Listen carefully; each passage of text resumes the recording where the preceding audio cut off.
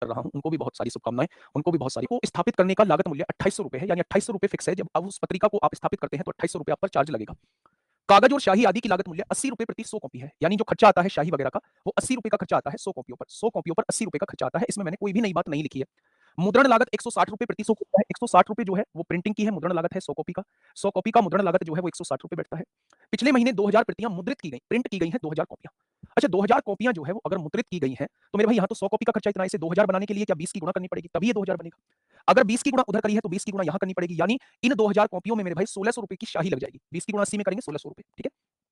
अगर इसे 2000 कॉपियों का प्रिंटिंग का खर्चा देखूं तो 20 की गुणा करनी पड़ेगी, और 20 की गुणा जब आप यहां करोगे तो 16 दूनी 3200 रुपए यहां आपके प्रिंटिंग में लग जाएंगे। यानी टोटल जो खर्चा आप लोगों का हो जाएगा, टोटल खर्चा जो है 8 6 14 2 16 कुछ है हासिल 1 2 1 3 और 1 4 3 7, टोटल खर्चा जो है वो आपका 7600 रुपए हो जाएगा। आप 2000 कॉपी को प्रिंट कर चुके हैं, आप 2000 कॉपियों को प्रिंट कर चुके हैं और आपका टोटल खर्चा आया है 7600 रुपए, ठीक है। यहां तक कोई दिक्कत नहीं, आगे बढ़िए। लेकिन केवल 1500 कॉपियां 5 रुपए प्रति बेची जा सकी, यानी कि आपने 1500 कॉपियां बेची हैं और 5 रुपए के हिसाब से बेची हैं, यानी कि 7500 का आप टोटल माल बेच चुके हो। 7500 का टोटल माल आप बेच चुके हो, इतनी बात क्लियर होगी, है ना। मैंने कुछ भी यहां अलग नहीं किया है। कुल बिक्री पर जितने की आपने टोटल बिक्री करी है, मैंने ये टोटल बिक्री 7500 की करी है, इस पर 25% लाभ की आशा रखी गई। आपने ये कहा कि जितने की भी मैं बिक्री करता हूं इस पर 25% का लाभ मुझे चाहिए। 25% मतलब एक चौथाई आप लाभ चाहते हो। एक चौथाई लाभ चाहते हो मतलब 4 एकम 4 3 बचेंगे, 4 अट्ठे 32 हो जाएगा, 3 बचेंगे, 4 सत्ते 28, 4 पंजे 20, यानी आप 1875 का लाभ चाहते हो।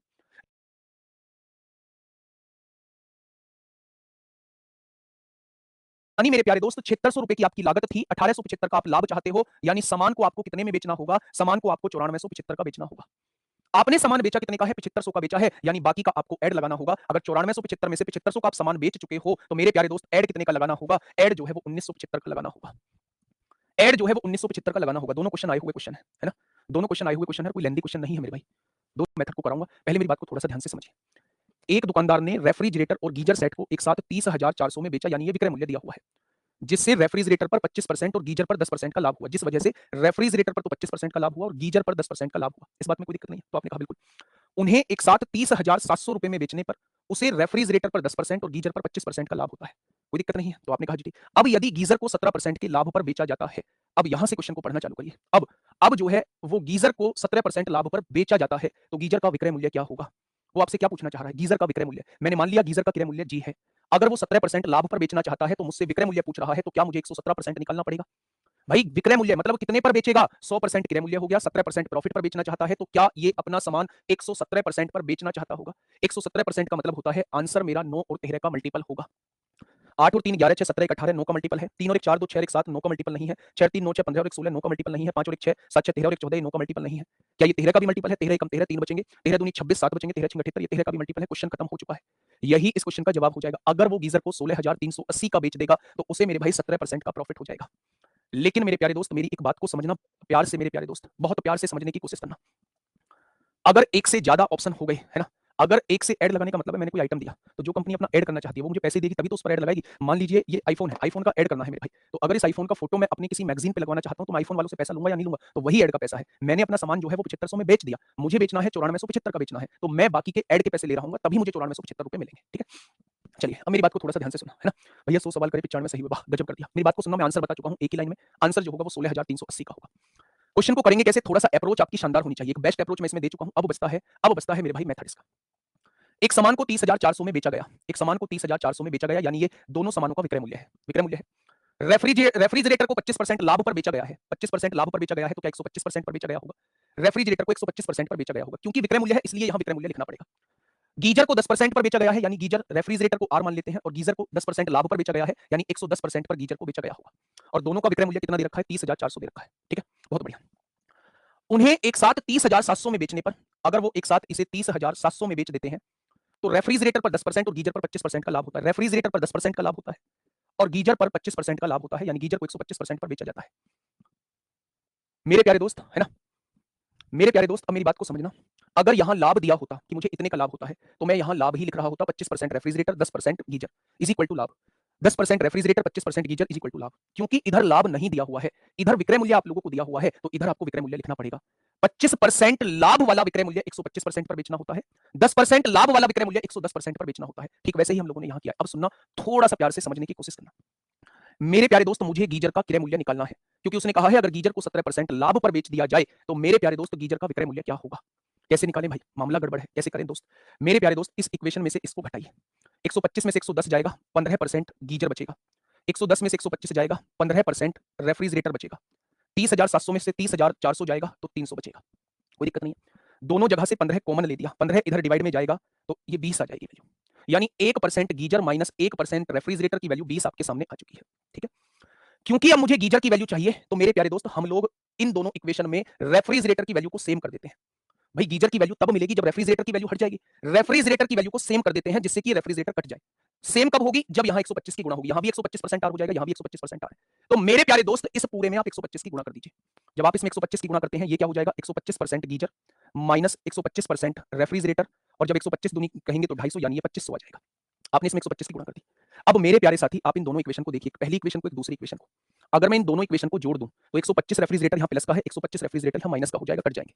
110% गीजर है, 125% गीजर है, दोनों जोड़ेंगे तो 235% गीजर आ जाएगा। आ गया। 2500 में 30,400 जोड़ेंगे तो मेरे प्यारे दोस्त 5 और 4 9 होंगे, 32,900 हो जाएगा। हो जाएगा क्या बच्चे? अगर मैं आपसे ये कहूं 235% इधर डिवाइड मल्टीप्लाई में है, इधर आके डिवाइड में हो जाएगा। परसेंट हटाओगे ऊपर 100 लगा दोगे। क्या ये गीजर का क्रय मूल्य आपके सामने आ चुका है? क्या ये गीजर का क्रय मूल्य आपके सामने आ चुका है? बिल्कुल आ चुका है। उसने कहा है गीजर का विक्रय मूल्य बताइए जब उसे 17% लाभ पर बेचा जाता है, यानी वो आपसे 117% की वैल्यू पूछना चाह रहा है। क्वेश्चन खत्म हो चुका है। ठीक है बेटा ठाकुर पुष्कर सिंह, मुझे कुछ नहीं बोलना है ना, मैं ज्ञान नहीं दूंगा, मैं थक गया हूं ज्ञान दे देके, मैं ज्ञान दे देके थक गया हूं। जो बच्चे मैथ्स में कमजोर हैं, जो बच्चे मैथ्स को सीखना नहीं चाहते हैं, जो बच्चे मैथ्स से बचना चाहते हैं, जो बच्चे अपने आप का बचाव करना चाहते हैं, वो लास्ट की 4-5 क्लासेस में मत जुड़ा करो, है ना। लास्ट की 4-5 क्लासेस में मत जुड़ा करो। मैं आपके जवाब देने में ही नहीं लगा रहूंगा, मुझे पढ़ाना भी है, मुझे कोर्स भी कंप्लीट कराना है, और बहुत है पढ़ने वाले दोस्त। मैं आपके लिए ही नहीं बस आपके पीछे ही पड़ा रहूंगा, बस समझाने की हद होती है। मैं रोज आधा घंटा आपके लिए समझाने के लिए थोड़ी ना बिगाड़ूंगा दोस्त, मेहनत कर रहा हूँ चीजों के पीछे। ठीक है, मैंने कर दिया है पहले ही क्वेश्चन को, इसे ये बता दिया इसका सॉल्यूशन, बस यहीं तक आप सीख लो, मत करो मेथड से जिसे नहीं करना है। लेकिन मेरे प्यारे दोस्त नहीं होगा मुझसे, चीजें कट गई हैं, 100 से 100 कट गया। बस अब आप यहाँ चीजें सॉल्व कर लीजिए, आपके सामने आंसर आ जाएगा। 5 छंग 30 होगा, 5 छंग 30 होगा, 2 बचेंगे, 5 पंजे 25 होगा, 4 बचेंगे, 5 अट्ठे 40 होगा, 0, 5 चौक 20 होगा, 5 सत्ते 35 होगा। ठीक है, 47 से इसे देख लीजिए कितनी बार कटेगा, 47 से कम 47 हो जाएगा। कितना बचा? तो आप कहेंगे 18 188 हो गया, 47 चौक 188 होता है। 117 की गुणा 114 में कर दीजिए, आंसर 16,380 आ जाएगा। आइए, एक व्यक्ति ने 12 लाख में कार खरीदी है। बच्चा जो कह रहा है वो लिख दो कॉपी में। एक व्यक्ति ने 12 लाख रुपए में कार खरीद ली है, खरीद ली। इसकी 80% लागत का बीमा करवाया, 80% लागत का बीमा करवाया है। जब आप 80% लागत का बीमा करवाते हैं तो बीमा कितने का हुआ होगा? यानी 9,60,000 रुपए का बीमा हो चुका है। 80% लागत का बीमा करवाया है यानी 9,60,000 का बीमा हो चुका है। ठीक है, आगे आइए। उसने कार को 15% की हानि उठाकर बेच दिया। कार थी कितने की? 12 लाख रुपए की थी। कार थी कितने की? 12 लाख रुपए की। 15% की हानि पर बेच दिया है यानी 85% पर बेच दिया है। 15% की तो हानि हो गई है। 3 जीरो आएंगी ही आएंगी। 12 पंजे 60 को जीरो हासिल 6, 12 अट्ठे 84, 84 और 6 90 हो जाएगा। यानी उसने 9 लाख रुपए की कार बेच दी है। भाई 12 लाख की कार थी, 15% के घाटे पर बेच दी है, 85% पर बेच दी। जब मैंने 85% निकाला तो 9 लाख रुपए में वो बेच चुका है, यानी ये एसपी बन जाएगा। दुर्भाग्य से यहां देखिए, लेकिन उसके साथ दुर्घटना हो जाने के कारण वह खरीदार को कार नहीं दे पाया। बीच में हो गया बच्चे, दुर्घटना हो गई। अब वो खरीदार को कार नहीं दे पाया। दुर्घटना के कारण कार को बहुत नुकसान हुआ। बीमा कंपनी ने बीमित राशि के 90% का भुगतान कर दिया। जो बीमित राशि थी 9,60,000 रुपए का बीमा हुआ था, इसका 90% भुगतान कर दिया है बीमा राशि ने। 90% भुगतान कर दिया है। कितना भुगतान होगा? तो आप कहेंगे बीमा राशि ने जो दिया होगा 900,900,900,954 को 4 हासिल 5, 9 नाम 81 और 5 88, यानी बीमा राशि ने जो भुगतान किया होगा वो 8,64,000 का किया होगा। गड़बड़ हो गई कुछ? 12 पंजे 60 को जीरो हासिल 3 जीरो आ गई, 12 पंजे 60 को जीरो हासिल 6, 12 अट्ठे 96, अच्छा कल गड़बड़ी। यहाँ 3 जीरो हो गई है मेरे भाई। 12 पंजे 60 को जीरो हासिल 6, 12 अट्ठे 96 और 6 102 हो जाएगा। 10,20,000 की उसने गाड़ी बेच दी, लेकिन मेरे भाई बीच में ही गाड़ी का एक्सीडेंट हो गया, गाड़ी को वो दे नहीं पाया। अब जब उसमें दुनिया भर का नुकसान हो गया तो बीमा वालों ने क्या किया कि 9,60,000 का बीमा था, उसका 90% बस ग्राहक को दिया, ग्राहक को 8,64,000 रुपए दिए। उसने कहा है इन दोनों लेन देनों में शुद्ध अंतर की गणना कीजिए, अंतर निकालना। बेटा अगर दुर्घटना ना हुई होती तो कार 10,20,000 की बेची जाती, लेकिन मेरे भाई उस व्यक्ति को मिले कितने हैं? 8,64,000 रुपए मिले हैं, 8,64,000 रुपए मिले हैं, 8,64,000 रुपए मिले हैं। ठीक है, 8,64,000 रुपए मिले हैं, तो दोनों का डिफरेंस पूछना चाह रहा है, तो डिफरेंस निकाल दो। 3 जीरो आ गई, 10 में से 4 गया 6 आ गया मेरे प्यारे दोस्त, 11 में से 6 गया 5 आ गया, 9 में से 1,56,000 का नुकसान हो गया। 1,56,000 का दोनों में डिफरेंस आ जाएगा, 1,56,000 का डिफरेंस हो जाएगा, 1,56,000 का डिफरेंस हो जाएगा बच्चे।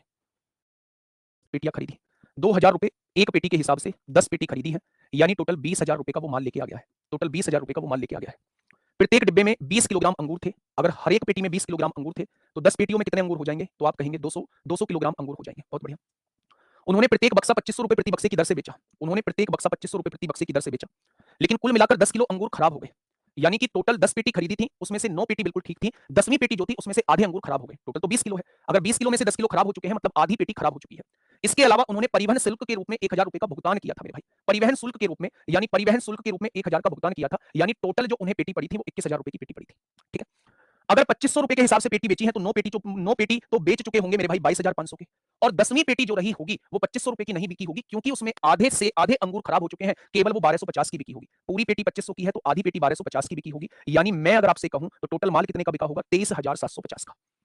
अब मेरे प्यारे दोस्त, टोटल माल खरीदा कितने का है? 21,000 का। टोटल माल खरीदा कितने का है? 21,000 का। तो उसे लाभ कितना हुआ होगा? 2750 रुपए का लाभ हुआ होगा। बिल्कुल सिंपल सा क्वेश्चन था, बिल्कुल सिंपल सा क्वेश्चन था मेरे प्यारे दोस्त। वो 27 की ए एक वस्तु को 10% लाभ पर बी को बेचता है।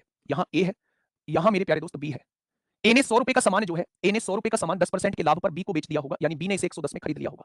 क्या मेरे प्यारे दोस्त बी ने अगर 110 का खरीदा होगा तो वो पैसे ए को दिए होंगे? क्या ए के पास अब 110 रुपए मौजूद है? आपने कहा जी बिल्कुल मौजूद है। बी ने माल ए से खरीदा है, इसलिए ए के पास 110 रुपए मौजूद है। आगे बढ़िए। बी पुनः ए को 10% हानि पर वस्तु बेच देता है। बी क्या करता है? 110 का सामान था, इसे 10% की हानि पर बेच देता है, यानी 90% पर बेच देता है। बी क्या करता है? इस सामान को वापस से 99 रुपए का ए को बेच देता है।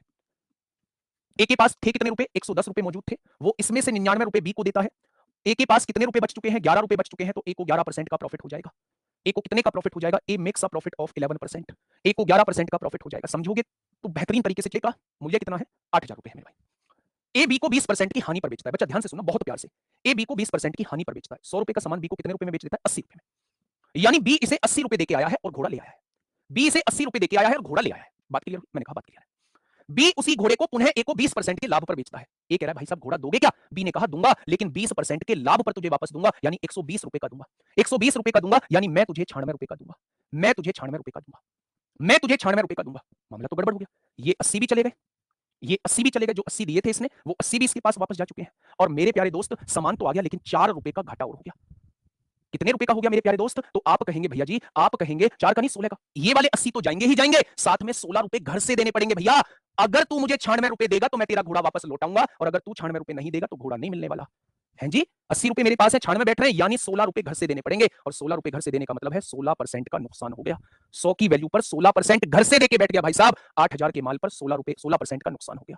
16% का नुकसान हो गया, तो मेरे भाई आप कहेंगे 1280 का घाटा हो गया।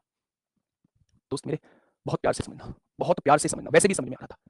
20% का तो घाटा पहले ही हो गया, 20% का तो घाटा पहले ही हो गया। एक